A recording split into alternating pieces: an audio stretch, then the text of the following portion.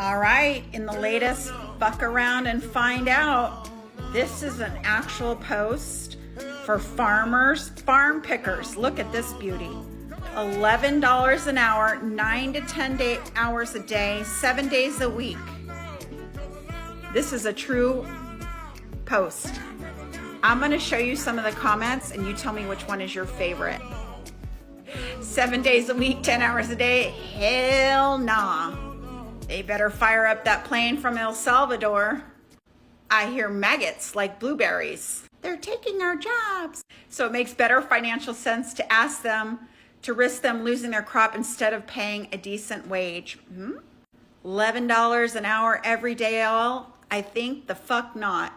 When you vote to deport your own labor force, LMFAO, pick your own fucking blueberries, bastards. Buy 10, get the 11th at full price, Ash job offer. And the worst kept secret in the South, Romney and Trump were both busted employee illegals. That's what is so comical about all this. We all know and accept this. They better outsource to China. Drop your comments here. Man, and did you hear farmers are out in the street with their equipment and shit protesting? We need some more steaks this year. I got a quote, 83 cents. I called the man this morning. I said, hey, I know these tariffs are crazy, everything going on. I said, what can you do me on those fiberglass steaks now if we needed a load? It's a 3-month ETA from time you place the order. He said, Taylor, you don't want to hear this price that I'm about to give you. And I said, well, give it to me anyways. He said, each of those steaks now is going to be $1.74 a piece. I said, well, you know. Now, he went on to say that he voted for Donald Trump, and he was just trying to show everyone how these tariffs are affecting the American farmer. Well, no shit. Pretty sure we told you so. I mean, things really didn't go that well for farmers during Trump's first term. I don't know why anyone thought it was going to be any better in his second term.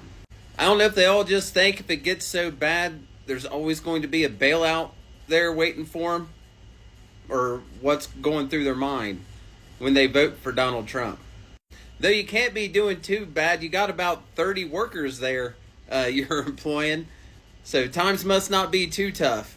Oh no! Another Trump cultist just got screwed over by his orange god king. I just came across a tweet posted by a Trump cultist, and he is just whining and freaking out and panicked because he and his wife just found out that Donald Trump screwed them over. Let me read what he wrote. All caps. Attention! Please help! President Trump and Ted Cruz. My wife is a nurse and was recently hired by the VA. Our home is packed up. We have a new home. We spent thousands to move our family from Fort Worth to Waco. Following Trump's hiring freeze executive order, the VA rescinded her job offer. Oh, no. My wife is in tears and inconsolable, and my family is devastated. It has been my wife's dream to work with needy disabled veterans. I'm a disabled vet. Now our home is lost with no clear path of what to do. Her job was to start in 2 weeks. We are all huge Trump supporters, and I know this was an unintended consequence. I'm sure veterans medical care professionals were not the target of this executive order. Please help get this message to the White House so that President Trump can fix this error. Veterans need not be affected because of out-of-control government spending elsewhere. Please help retweet this so Donald Trump is made aware. We need your help. Aw, that's so sad. I know you all heard that song, Too Much, Too Little, Too Late, from back in the 70s, 80s. I don't know. Anyway, Lisa Murkowski, she's a senator from Alaska. She was caught on a mic at one of her town hall meetings saying that she's afraid because retribution and retaliation are real.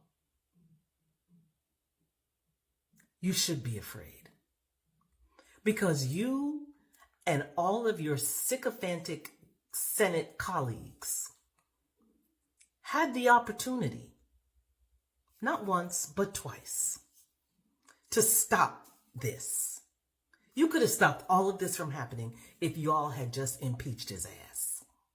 Syphilitic Sydney is out here and he is out of control. He is like a toddler that's running around the house with the remote control for the TV and don't want to give it back. He is disappearing people off the street. He is threatening law firms. He is threatening colleges. He is saying that if they don't teach the curriculum that he wants them to teach, he's not going to give them money. He's going to shut them down. He is thumbing his nose at the Supreme Court, and John Roberts' bitch ass can get some too, because he authored the immunity ruling. And now you want to be surprised that the person you gave full immunity to doesn't want to listen to you and do what you told him to do?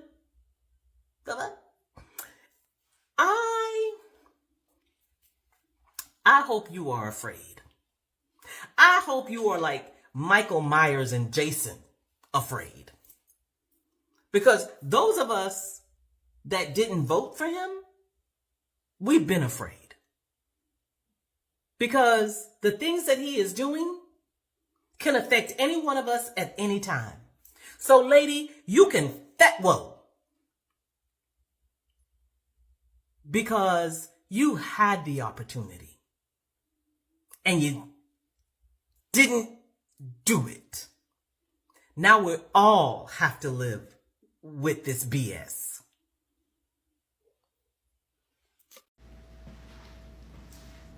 Day 90. 90 days. We've been in this for 90 days. Let me tell you what he's done. Nada. Egg prices are at a record high while he's rolling around like 30,000 eggs while some people can't afford eggs.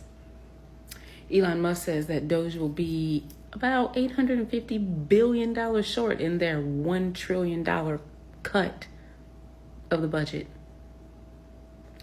More federal workers have been laid off during this administration, and that's more than the start of the pandemic.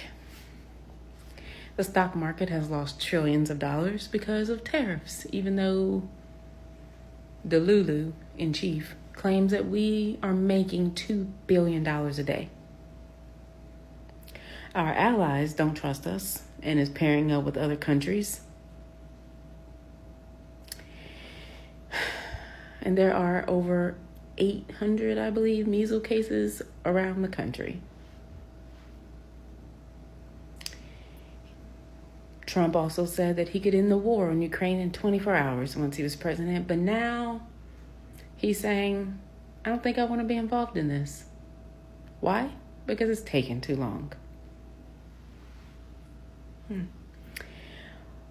He invited the Italian prime minister. And it looks like she pretty much wants to off herself while sitting there, because he starts going on and on about random stuff about ancient times and about Joe Biden, and she visibly rolls her eyes and leans back, like visibly rolls her eyes and then like just leans back against the chair. Like, when is this ever going to end? Yeah, so it's been 90 days since not we, but it's been 90 days since the convicted felon, criminal assaulter has been elected. And is he making America great again? Has he made America great again? I don't think so. I mean, Delulu, the MAGA delusionals, will be like, oh, it's great, while they can't afford groceries.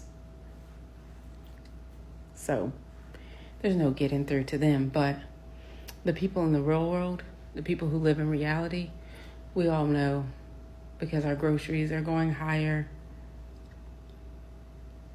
Cost of living is higher. People are losing their 401ks, their retirement, losing millions in the stock market, actually trillions, as I said before. So no, America isn't great. We are being laughed at. Pretty much everywhere around the world. Even the aliens won't come down to get us because they're like, nah, it's ghetto down there. So, well, hope you guys have a great Easter. For those who celebrate, happy Easter. It's pretty hilarious watching many of these MAGAs and Republicans find out. They're all slowly, yet reluctantly starting to realize what we've been telling them for years now, and that is that Donald Trump and his administration are full of liars and crooks. One of Donald Trump's former side pieces, Laura Loomer, posted this recently. Is anyone ever going to jail? Or are we going to be subjected to more painful Fox News sound bites? I'm very disappointed. We are approaching 100 days of the new administration and nobody has gone to jail yet. Where's the accountability for crimes committed by bureaucrats? To answer your first question, no one is going to jail. And yes, you're going to be subjected to more Fox News sound bites. And this woman is such a Trump loyalist. She will say the administration over and over again, but she will never say Donald Trump's name. She will ask hypothetical questions about people not being vetted, but she will never say that it is due to Donald Trump's incompetence. Where's the accountability for crimes committed by bureaucrats? The crimes you were told were committed were not. You're a victim of years of beta testing lies to see just how stupid you are. The same game that got you to travel around with Donald Trump as his side piece was used on you to advocate for them so that you could help them get more votes and be exactly where you are while they're exactly where they are today. But I also love the reality that is being revealed in the comments as well. I mean, we knew these people were ignorant, but some of these comments are outright ridiculous and sad. This first one says, I have zero faith in anyone going to jail. I don't understand how President Trump is just letting shit go. They looked through Melania's underwear drawer. Oh my God. You guys really believe that? This was a Fox News soundbite that Sean Hannity and Charlie Kirk perpetuated over and over again, and you idiots really believe that the FBI went through Melania's underwear drawer when they were executing a legal search warrant because Donald Trump stole classified documents. I can't believe some of these people have children that they're in charge of. I often wonder how these people even remember to breathe all day long.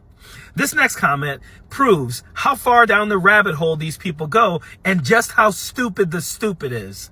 Trust the plan is not working. If we aren't arresting and prosecuting nonstop for 2 years, it will all come crashing down when the Democrats steal more congressional seats. Then they will rebuild all the corruption the day Trump leaves office. Then the fun begins with So a lot of people may have missed it, but have y'all seen this?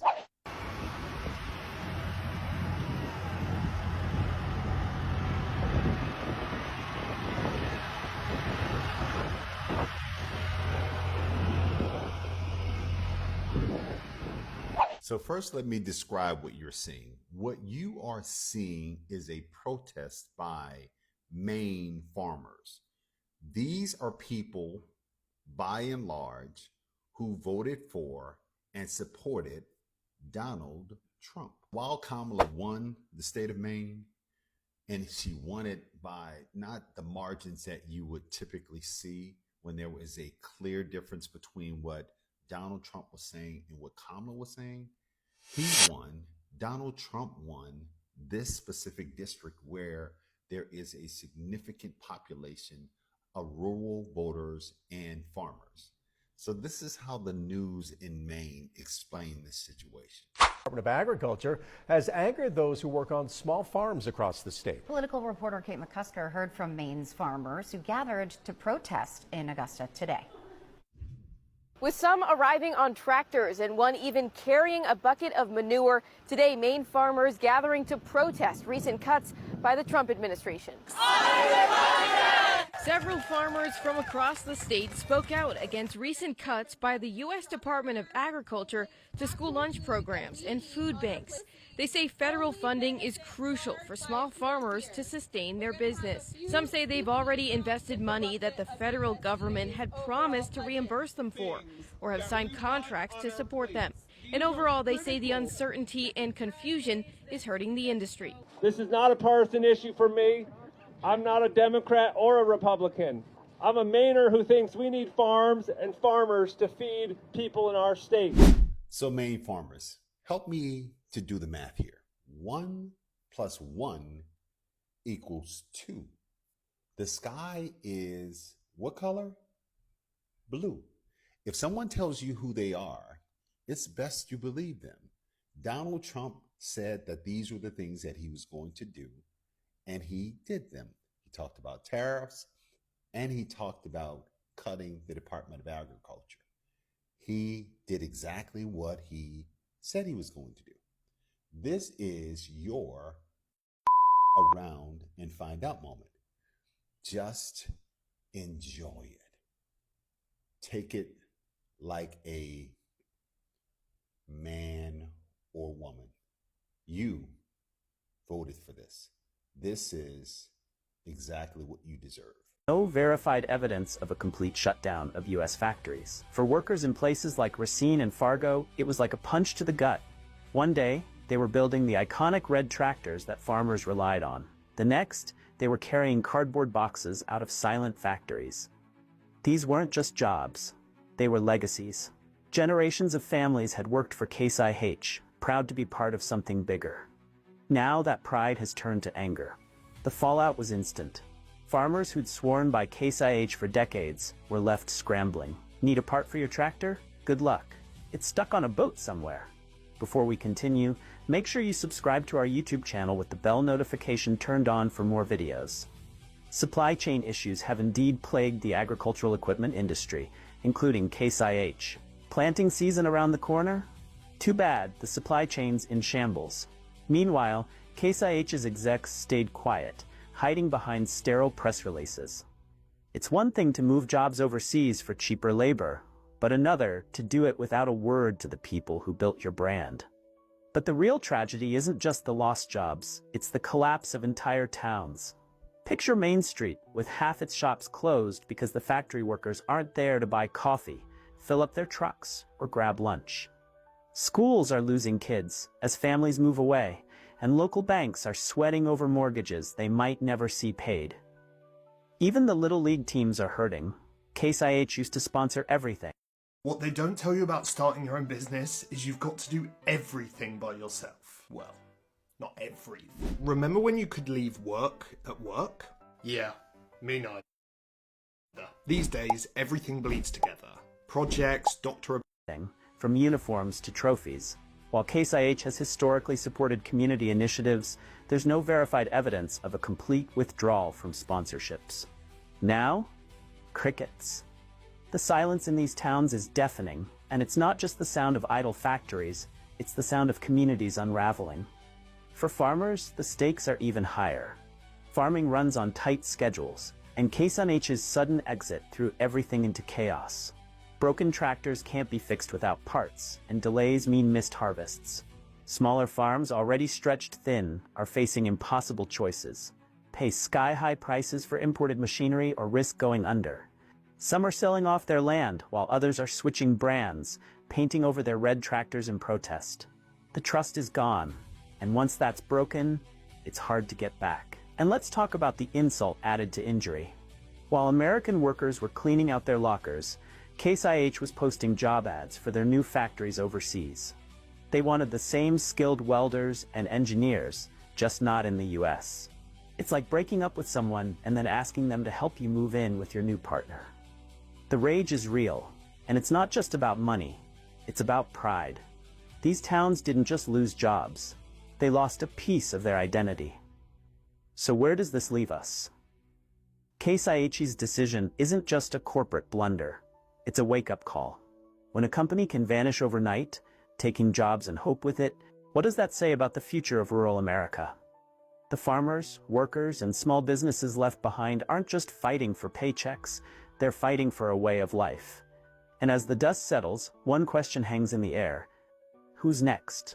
If you thought the factory closures were bad, wait until you hear about the supply chain mess.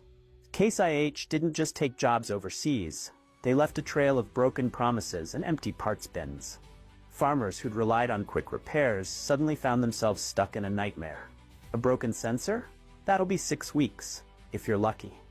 Hydraulic hose burst? Better start praying, because the replacements are stuck in customs. Mechanics who once had parts delivered overnight now had to get creative. Jury-rigging fixes, or scavenging from old machines. Some even turned to 3D printing makeshift components, like something out of a post-apocalyptic farm saga. Dealerships were hit just as hard. Imagine walking into your local Case IH shop, only to find the service bay closed and the shelves bare. Technicians stood around with nothing to do, while furious farmers demanded answers.